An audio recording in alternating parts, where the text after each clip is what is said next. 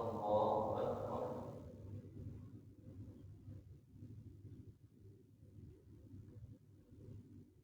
Sami Allahu liman hamidah. Allahu Akbar.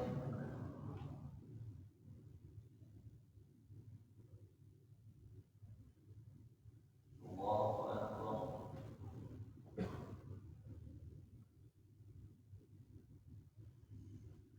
Allahu Akbar.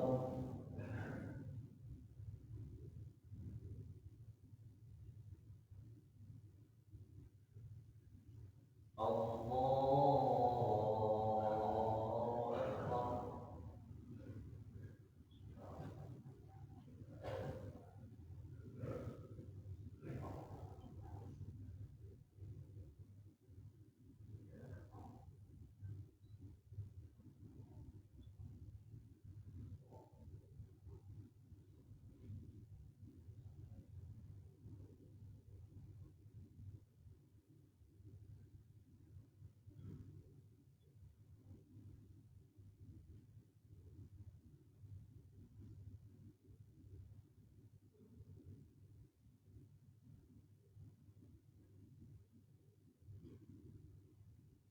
Allahu Akbar.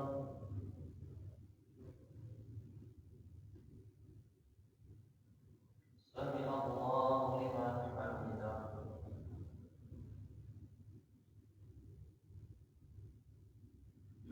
Allahu Akbar.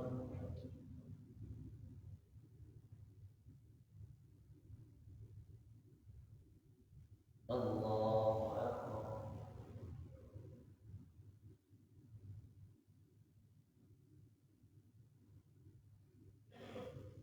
Allahu Akbar.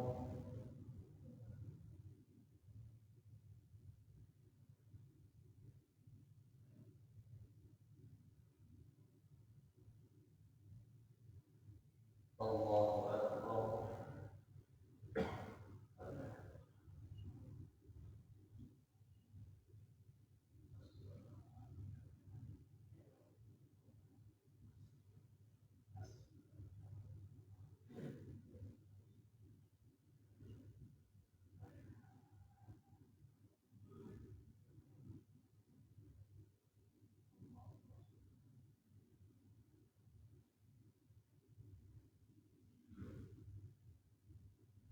Allahu Akbar.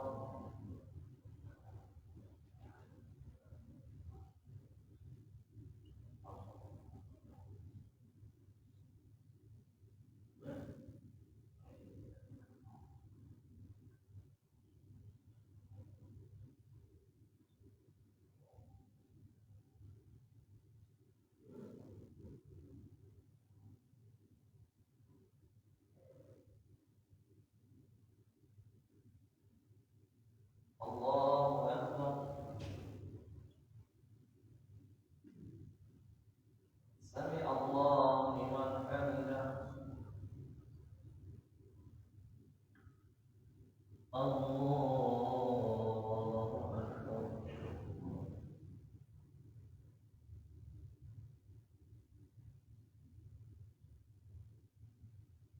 Allahu Akbar.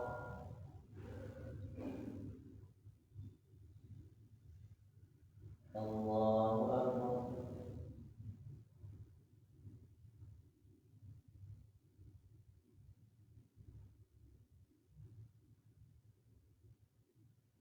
Allahu Akbar.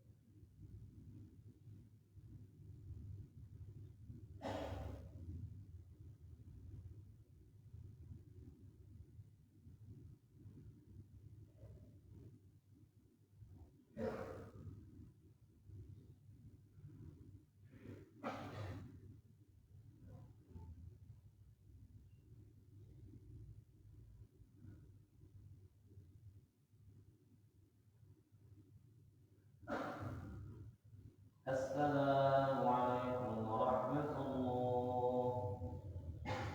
السلام عليكم ورحمة الله.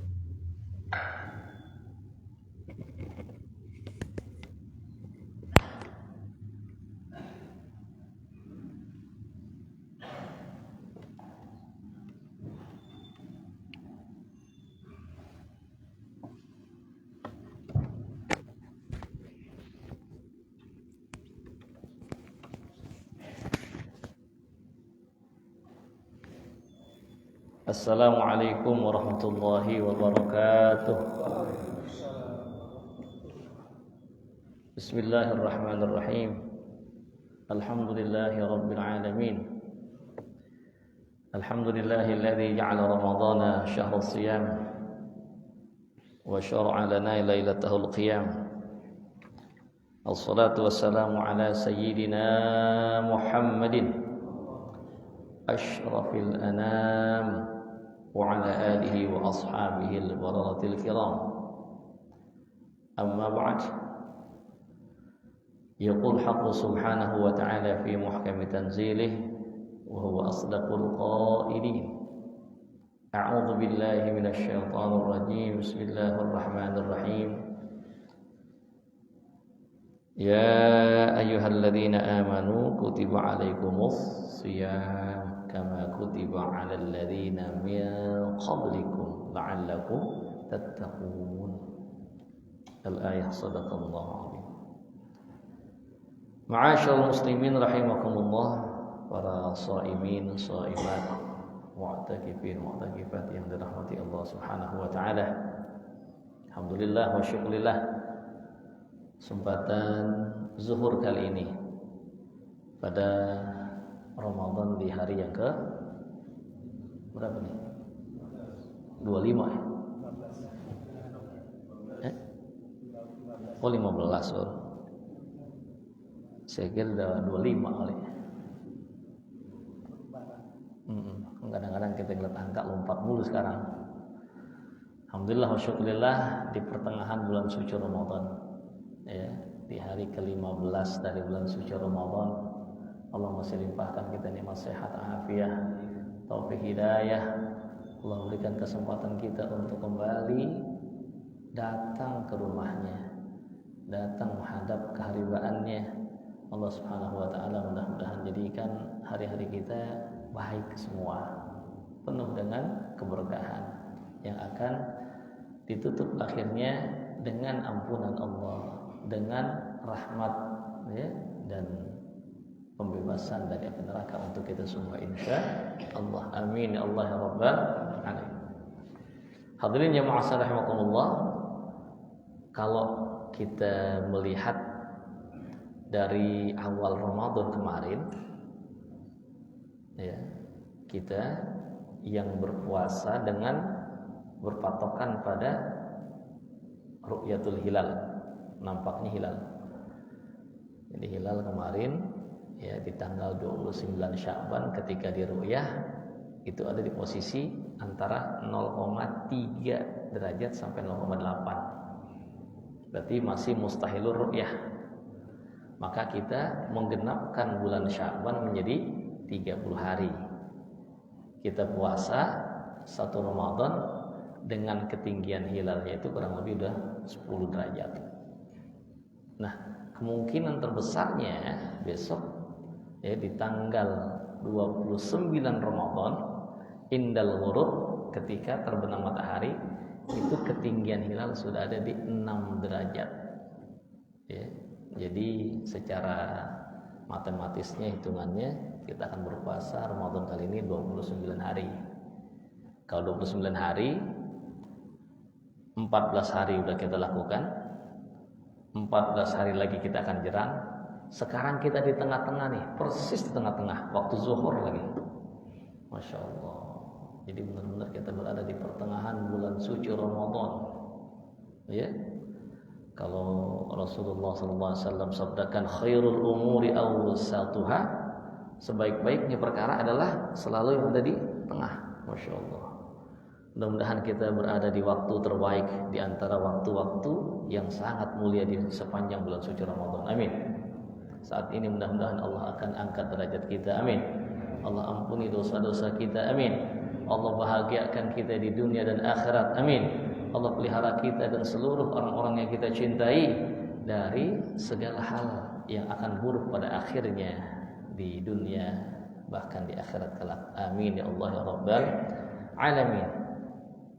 Hadirin yang mu'azzir rahimakumullah, banyak ibadah yang bisa kita lakukan sepanjang bulan Ramadan. Kenapa? Karena sepanjang kita berpuasa, Allah Subhanahu wa taala jadikan seluruh pintu doa itu terbuka lebar. Masya Allah. Maka jangan luput untuk selalu berdoa. Ya. Bahkan ada yang menarik di antara hadis-hadis yang digemari oleh kaum muslimin tatkala sedang berpuasa. Ya, ini hadis dari baginda Rasulullah SAW. Beliau sabdakan, riwayat Imam Baihaqi dalam kitab Syu'abil Iman. Apa hadisnya? Naumus shaimi ibadatun.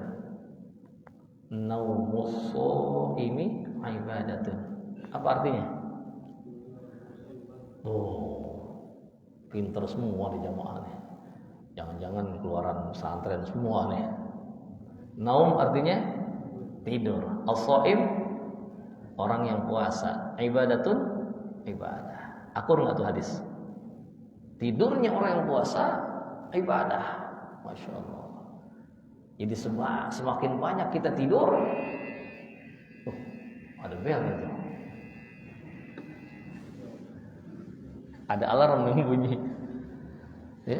Kalau tidurnya orang yang puasa itu ibadah, semakin banyak kita tidur, semakin banyak ibadah. Kalau kita bisa habiskan waktu puasa kita dengan tidur, berarti kebo juga teman. Berarti sepanjang kita puasa kita beribadah, Masya Allah. Ini yang saya pertanyakan, apakah kesimpulannya seperti itu? Benar apa enggak? Ya, Masya Allah.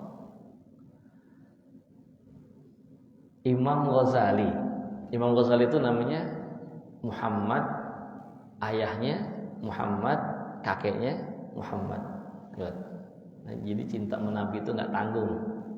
Dikasih nama anak Muhammad. Emang nama ayahnya, nama dirinya Muhammad, nama kakeknya Muhammad. Jadi 3, namanya Muhammad bin Muhammad bin Muhammad Al-Ghazali. Kalau ulama Hadramaut nyebutnya Al-Ghazali. Ya. Imam Ghazali dalam kitab Ihya Ulumuddin beliau katakan, "Wa minal adab bil shaim an la yukthira an-naum bin nahar." Dan di antara etika, apa etika? Tata krama, adab. Ya, mas sekarang lagi banyak ya. Kemarin juga viral tentang etik ya. Di antara etika orang yang sedang berpuasa, kata Imam Ghazali, jangan kebanyakan tidur di siang hari. Masya Allah. Yang sebelah bisa bangun semua ntar nih. Tenang. Masih ibadah, tenang aja. Ya. Nah, kok Imam Ghazali nasehatin kalau kita puasa jangan kebanyakan tidur di siang hari, padahal kan tidur orang yang puasa ibadah. Apa Imam Ghazali belum tahu nih hadis? Apa iya? Oh, nggak mungkin. Kenapa? Oh, betul. Ternyata tidur yang dimaksud ada kriterianya. Bagaimana tidur orang yang berpuasa menjadi ibadah? Ya. Beliau katakan, ibadah puasa memiliki goal, memiliki tujuan utama. La'allakum tattaqun. Ketakwaan seperti apa yang bisa diraih oleh orang dengan tidur? Ketakwaan yang seperti apa kira-kira?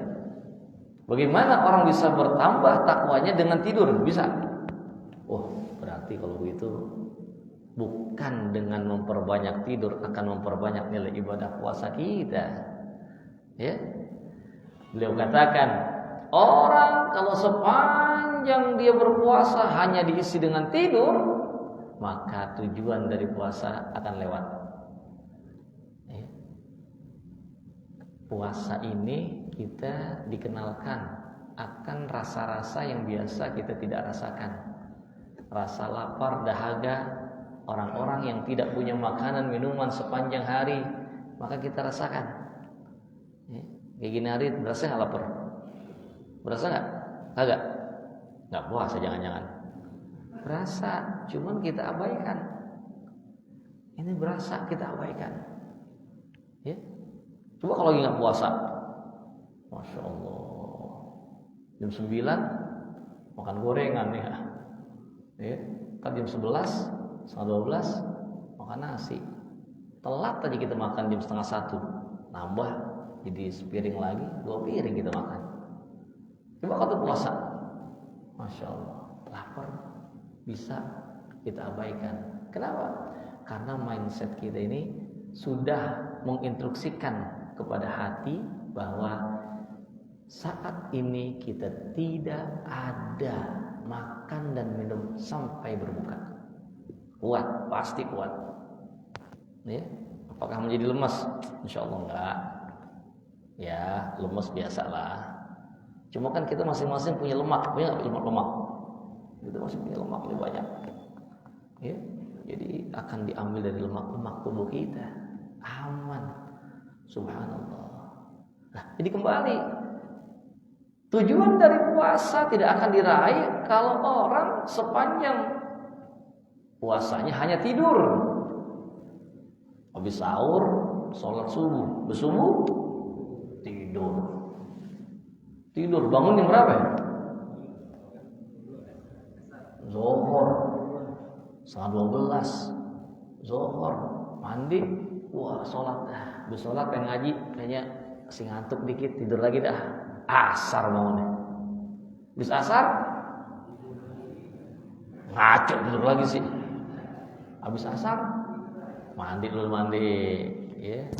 Ajak bini sama anak nyari bukaan, ya. Rumahnya di sini nih, di Blok S, ya. Nyari bukaannya di mana? Manggarai. Jalan kayak motor, balik 5:30 lewat seperempat, enggak? Iya, elah, pelagak-pelagak, buka dah. Yang begini jangan sebulan, setahun suruh puasa kuat dia. Nah isinya tidur semua. Cuman dia nggak rasakan itu lapar dahaganya orang-orang yang harusnya dia berikan perhatian karena kondisi mereka yang tidak punya makanan minuman sehingga hari-harinya itu diisi dengan rasa lapar dan dahaga. Ya. Wadhafal quwa, begitu juga lemahnya orang yang memang tidak makan karena nggak punya makanan. Ya. Nah inilah diantara tujuannya. Nah kalau begitu apa yang dimaksud dengan tidurnya orang yang puasa itu merupakan ibadah? Dalam kitab Ittihaf Sadatil Muttaqin, Syekh Murtada Az-Zabidi, beliau mengatakan, "Kaifa yakunu an-naum ibadatan ma'a kaunin naum ainal ghaflah?" Bagaimana tidur orang itu bernilai ibadah, padahal orang ketika tidur dia benar-benar tidak sadarkan diri, ya, nggak tahu apa-apaan.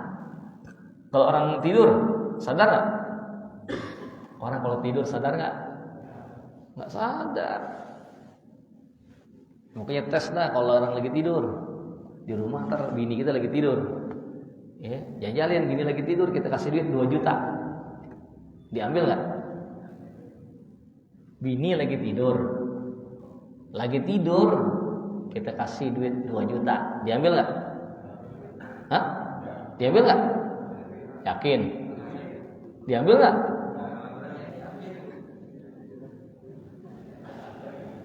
Ibu-ibu nggak ada sih ya. Kalau ibu-ibu ada kita bisa tanya nih. Nih ibu-ibu kalau dikasih duit 2 juta lagi tidur sama lakinya, kira-kira ambil apa kagak? Hah? Kayaknya kalau kaitan sama duit segala teori udah jadi salah. Kata ibu-ibu, ambil. Oh, kan tidur. Nah, kan yang merem mata, sedangkan sensor duit jalan terus, matanya merem, tangannya tangkap. Masya Allah. Kayak Nabi. Nabi kan Masya Allah ya. Inna ainaya tanamani wa la yanamu qalbi. Kalau baginda Rasul sabdakan, sesungguhnya 2 mataku bisa terpejam, tetapi hatiku tetap terhubung kepada Allah. Kepada Allah. Kalau bini kita tadi canda. Ya kalau tidur pasti nggak sadar. Iya. Orang tidur nggak sadar. Kok dalam kondisi nggak sadar bisa dapat pahala? Begini kata Syekh Murtada Az-Zabidi. Orang ketika dia menjalankan ibadah puasa mungkin didapati rasa letih, lelah, ngantuk. Ada nggak? Ya pastilah. Akhirnya dia istirahat. Kayak sekarang nih waktu yang istirahat ya, yang kerja, ya habis sholat, Masya Allah. Ini bagus banget masjid nih. Dikasih di dalamnya ya ruang buat khusus ibadah. Di luar fleksibel. Buat sholat boleh, habis sholat. Nah, ini adalah kasur terlebar di Jakarta. Berapa kali berapa tuh kan? Silakan. Ya. Benar nggak? Iya, pengurus ya. Oh, iya. Emang bagus juga masjid tuh punya tempat buat orang-orang yang di jalan, di apa kan, habis sholat. Mungkin dia punya waktu setengah jam dia istirahat, kan gitu. Iya, musafir. Cuman jangan lupa yang tidur pas bangun masukin loket, goceng kek kan gitu ya. Kalau cobaan cakepan lagi ya. Wah, kalau masing-masing goceng tuh, ya, besok kita bikin pengumuman di luar. Silakan yang mau beristirahat. Jam istirahat ya 12 lewat seperempat sampai jam 1. Tarif 5.000. Ya. Kalau di pinggir yang banyak angin 7.500. Ya. Kalau dikipasin sama pengurus 20.000. Jadi ambil tidur dikipasin. Nggak bangun. Oh silakan. Orang itu tidur di masjid bukannya terlarang. Kalau tempat yang digunakan buat tidur atau istirahat itu mengganggu orang sholat. Oh ini kan luas. Cuma kalau masjidnya cuma secuplit ya jangan sampai yang tidur itu mengalahkan yang mau ibadah. Itu yang salah. Tidurnya orang lagi puasa. Kenapa? Saya capek, saya lelah. Saya mau tidur sebentar. Ya Allah, saya tidur dengan niat nanti saya bangun biar bisa cari nafkah dengan lebih semangat. Saya bangun nanti saya pengen baca Al-Quran. Saya bangun nanti saya ingin mendengar kajian. Ya, tidurnya sekarang, niatnya mendengar kajian. Udah kelar bang. Ya, kalau gitu bangunin dulu sekarang ya.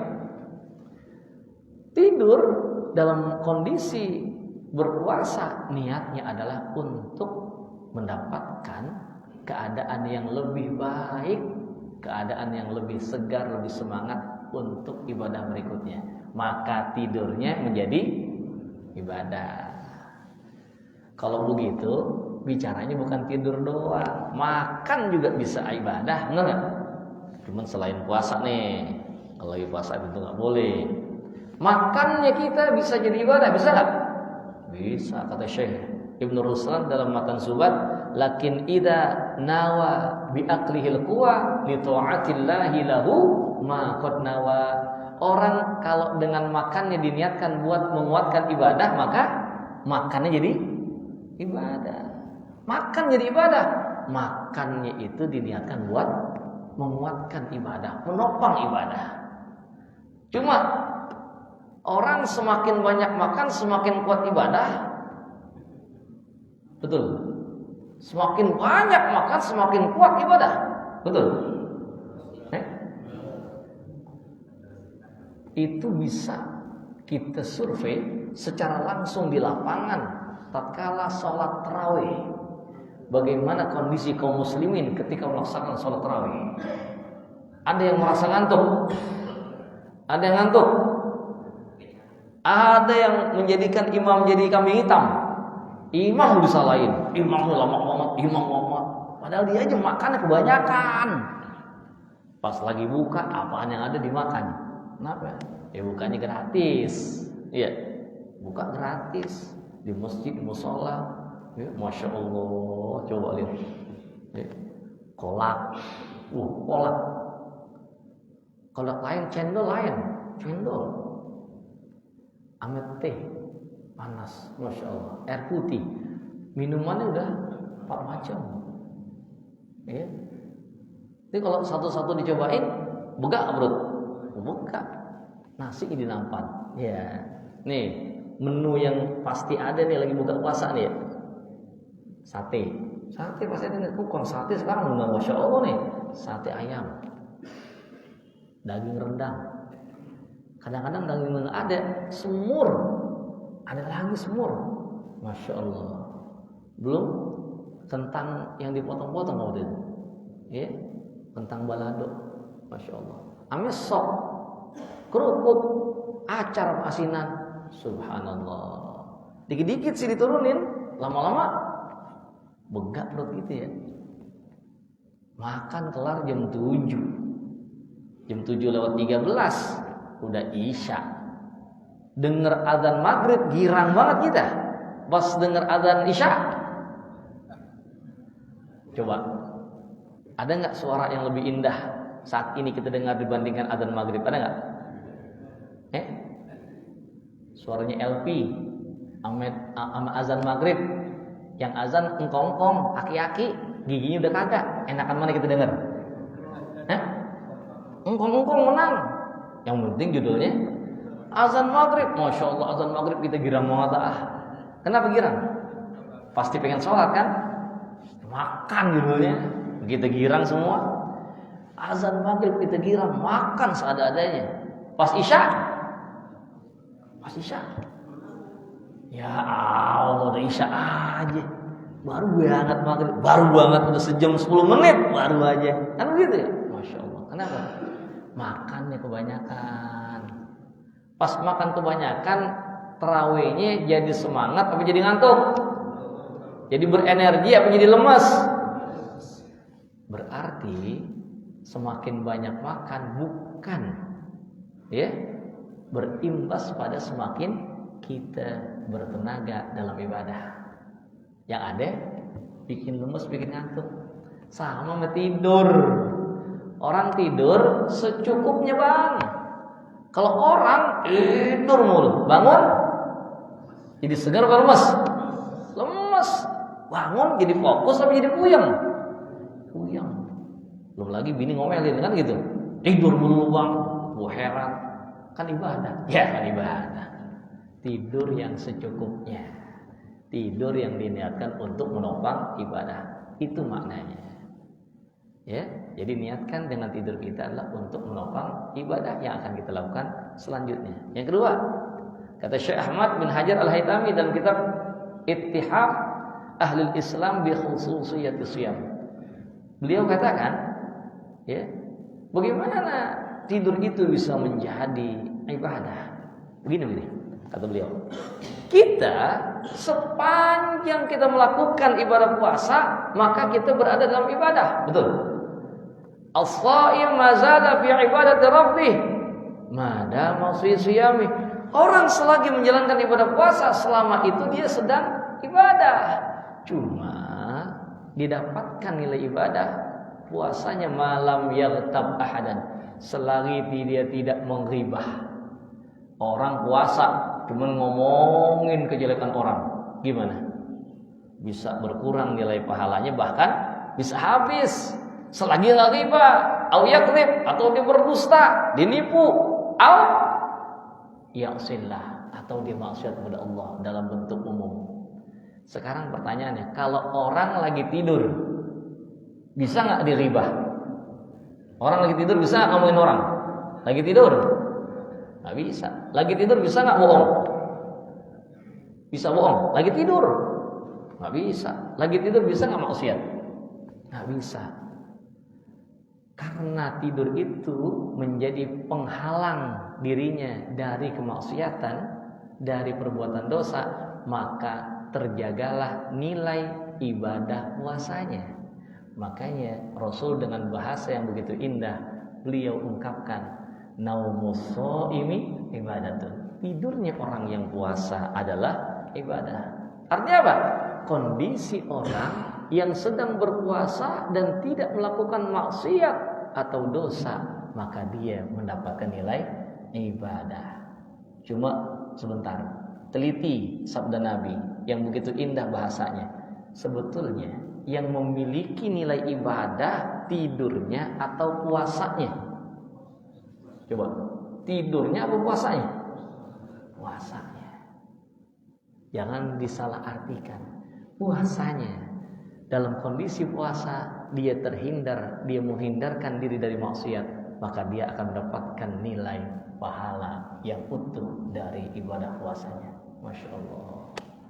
Maka terakhir, saya berpesan kepada semua sahabat-sahabat, silakan perbanyak tidur tatkala ibadah puasa.